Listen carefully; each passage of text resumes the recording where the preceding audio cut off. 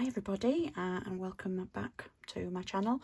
Sorry I've not been doing a video for, I think it's about 3 weeks now.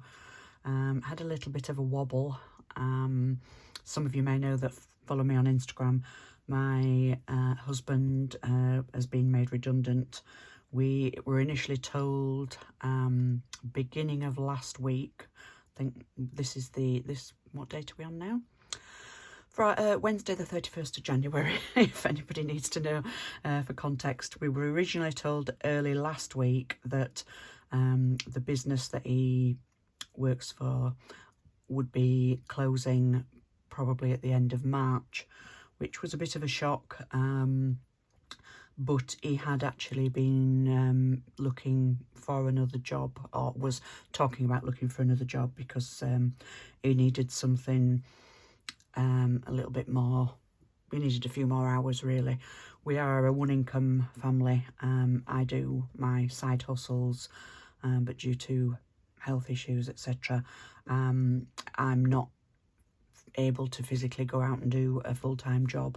I am looking for a part-time job or something that I can do remotely, but we've always sort of agreed, or partly he wanted, and I was happy that he would work and I would look after the home. Anyway, he's not old-fashioned like that. Before that sounds like he's this Neanderthal, and he isn't. He does most of the cooking. I'm very lucky in that respect. Anyway, he was told beginning of last week that it was probably going to be that he'd be out of job by the end of March, and then it changed last Thursday. I think it was last Thursday, or I'm trying to think, I can't remember. No, the Thursday before, that it was going to be last Friday.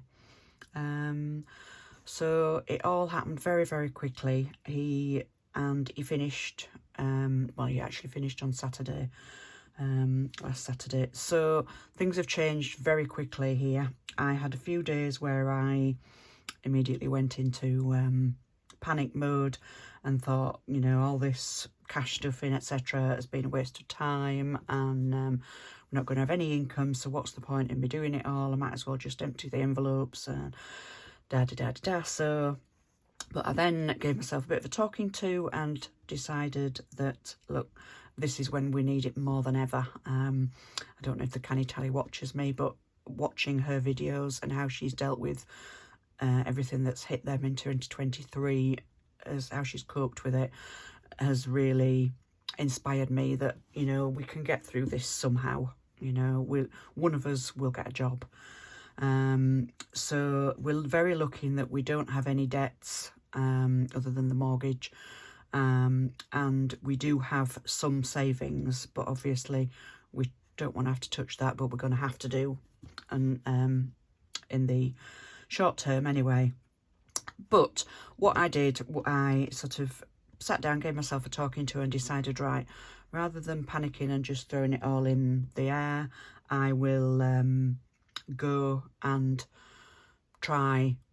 I'll condense the envelopes so that make it a bit simple, not condense, simplify my envelopes to make it a little bit easier, because I'd sort of split everything like Christmas. Rather than having one Christmas fund, I'd made it so that there was an envelope for each of us, in the 3 of us in the family, and the dog, and then Christmas gifts for everybody else, and then Christmas food and extras. As much as anything else, it's getting the notes, the different denominations.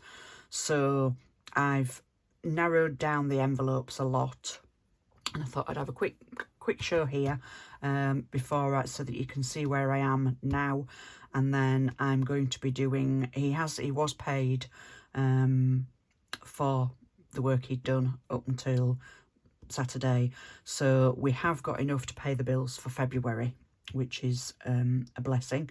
So what I'm going to do is I'm going to carry on with the cash stuffing for February as normal, and then I will worry about the rest. Well, whether we decide to empty the envelopes at the end of February, or whether we dip into the savings and leave the envelopes. I don't know yet what we're going to do. He has got possibly a course, a 2-week course starting next week, which may lead to a job. So we're crossing everything, and if you can, please cross everything that does actually happen. He's got to pass the course if he gets on it, and then he's got to have an interview about the job. But it is it's not what he wants to do, but it's needs must, etc., and it's very close to home, so that would be an advantage. Anyway, right, let's carry on. So I have simplified my envelopes and binders down. I was at 6, I'm now at 5. So my variable ones I've simplified down. We've got car and home maintenance. I've changed takeaway and date night down into one envelope, because generally we don't have many what are called date nights, but we do have a takeaway. And I just thought it's just easier just to do it that way. Holidays and fuel, Maisie Fuel, which is our motorhome, are staying the same. I considered putting them into one envelope, but I don't want to sort of think, oh, we've got this much in the holiday fund, but then we've got to fill the motorhome with fuel, and then we've hardly got any left. So Harry is for his grooming and things like that, clothes, and then house with home decor. Very little left in that at the moment, because I had just bought new towels and things. Then we have got, I did have separate binders for Christmas and birthdays and other occasions. I've narrowed it down, so I've got one envelope, which is for Christmas, which I'm just going to do, and then when it gets to a decent amount, I can maybe split it later on. Another one for birthdays, our wedding anniversary, other occasions, which is like other people's gifts and things like that. Our prime, and then I had 2 envelopes for our, oh dear, what's it called?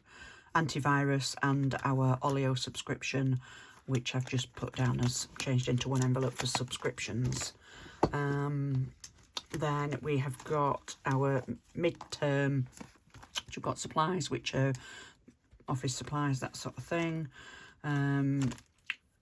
Beer o'clock, which is for hubby's brewing things. Now I have just taken out last week £15 out of that, so there is, that needs altering, but I'm going to put that money back in this month, basically.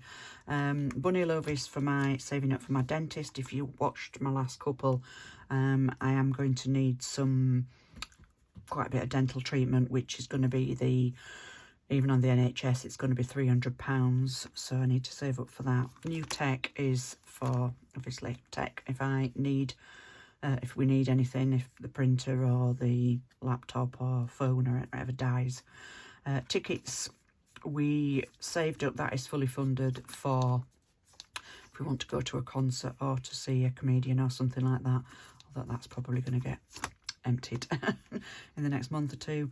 Buffer is for shopping, which that is probably going to get emptied next month for food. Emergency fund, again, is the same, and then that is a month ahead. Something that all this is happening has made me realise is we need to have a month ahead envelope. So I'm going to, when things hopefully get sorted, I'm going to definitely start that and make that a priority.